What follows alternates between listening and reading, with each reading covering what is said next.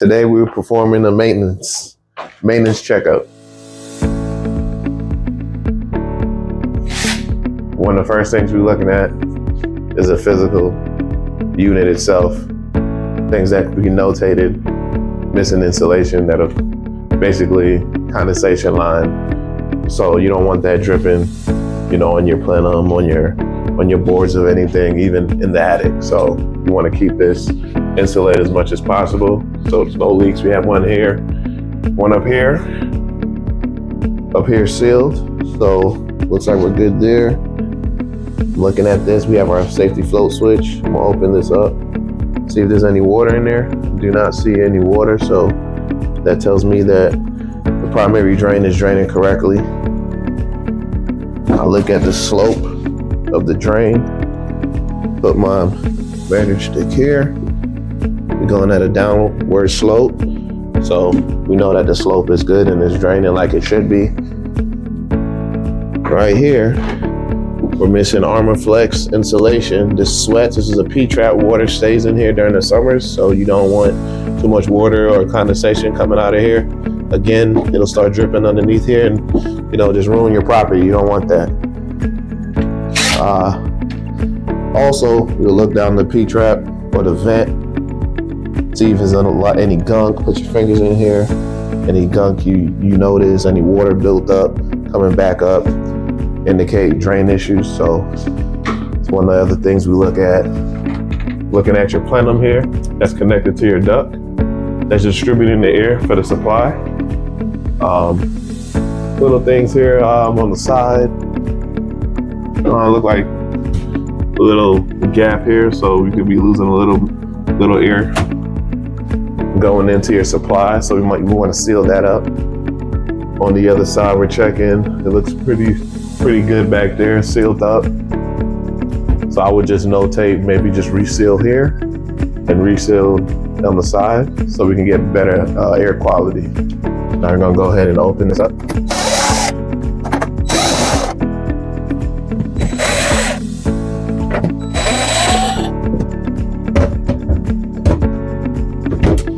Take a look inside this here.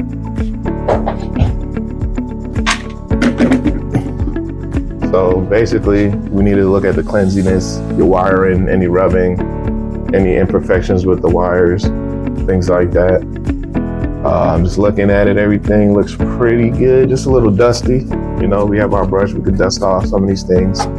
Looking at the blower motor here, we spin the wheel.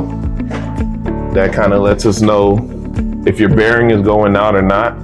So we'll kind of spin that freely. It should slow down like it did just now. And obviously, as it's running, we're going to check the amperage of your motor and everything else, capacitor. If it has a capacitor on here. It doesn't look like this blower motor has one. So then in here, let me get here's your coil. We're gonna check the cleanliness, any visible leaks that may be showing. Don't look like I see anything down there.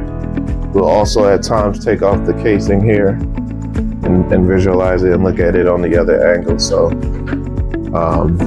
let's look at this. Everything looks pretty good. Don't see any error message codes from pre-existing, so we are good to go there. At this point, we'll put on the AC.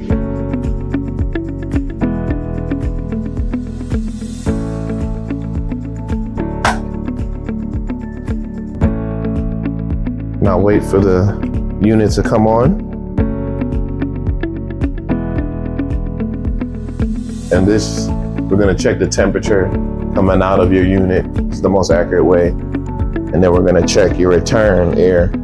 So we're checking from one end of the unit to the other end to get a proper temperature split.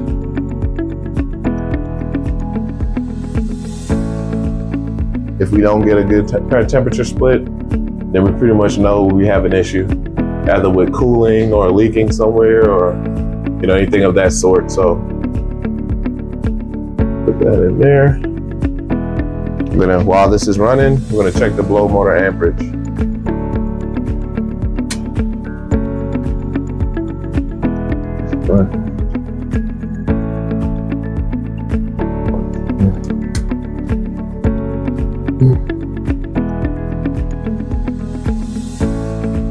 On this wire.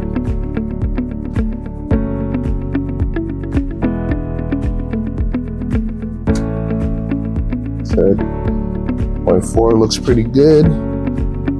And right here on your unit, it usually tells you the amperage, run amps. 3.4, I got below that, so we know that your motor's performing efficient.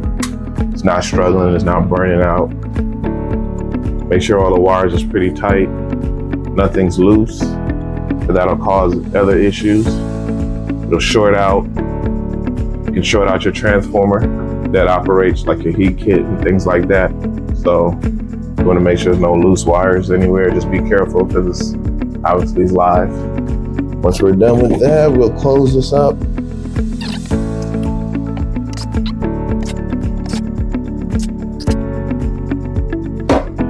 So usually let it run a couple minutes or so. Make sure this temperature goes down.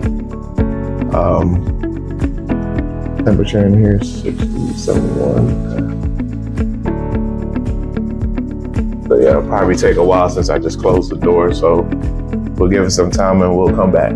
A few moments later.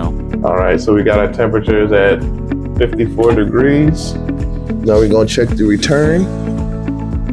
And on other units in the attic, it'll be the horizontal. We'll check it on that return and that's a plenum, but today we'll do it like this. The only way we can do it.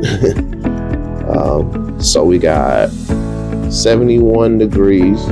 Thermostat pretty much says the same. So that's an 18-degree split.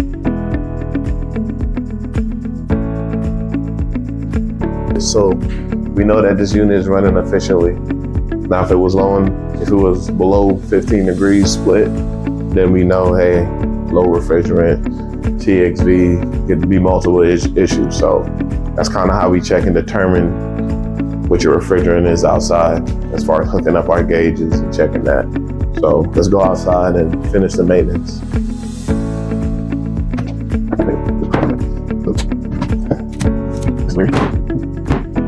Oh, forgot. Duh. Your filter, the most important thing. Looking at that, that's a dirty filter, ladies and gentlemen. That filter needs to be changed, so let's go ahead and change that. Make sure we have the right size. Don't think this is. Let me go grab one. I'll be back. All right, so I'm gonna go ahead and change this filter out. As you can see, it's dirty. Oh, that's dirty. If you want me back at your house replacing a unit, this is what it looks like. That's how your filter needs to look, like this. 30 to 90 days, you need to replace these filters. And we always want to point the arrow up towards the unit. That's the way the air flows, so just make sure you do that, and boom. Now we need to just go outside and finish the maintenance.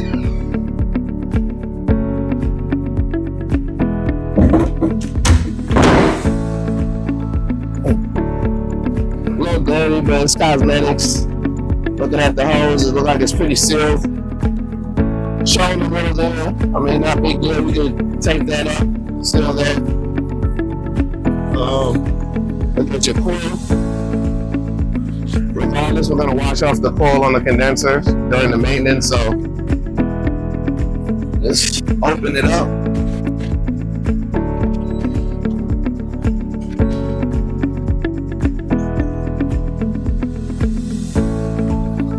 Now in here, this is where pretty much your board, your circuit board, your power for your upstairs comes. So we're checking wiring, make sure it's not rubbing. And again, rubbing on wiring will cause other issues, short outs, review replacing a compressor. I've seen it all. So we're checking all that. Your capacitor is right here that controls your fan motor and your compressor. This is the battery foot, pretty much. Your the contactor. Make sure if you can see the coil, sometimes they'll be burnt, so you make sure that's good. And we're gonna check the amps now. And again, we're checking to see if it's out of range, out of tolerance. Because if it is, then we pretty much know your motor is going out, or your compressor, and all the information that we need is right here on the nameplate on every unit. So we're gonna reference off of these. So when we check in the compressor, that's good. And we're checking your fan motor, that's also good. So far so good. We'll check that capacitor. A lot of times if the amperage for your compressor, your fan motor is a little high, that indicates that your capacitor is going out. So, we'll recommend replacing it, or, if we need to, we'll shut this down and check it ourselves with the multimeter and see how much tolerance that has. So, after everything is pretty much complete, we'll just wash off your condenser coil and, give it your report and, kind of be good to go. So, that's your maintenance plan. Thank you.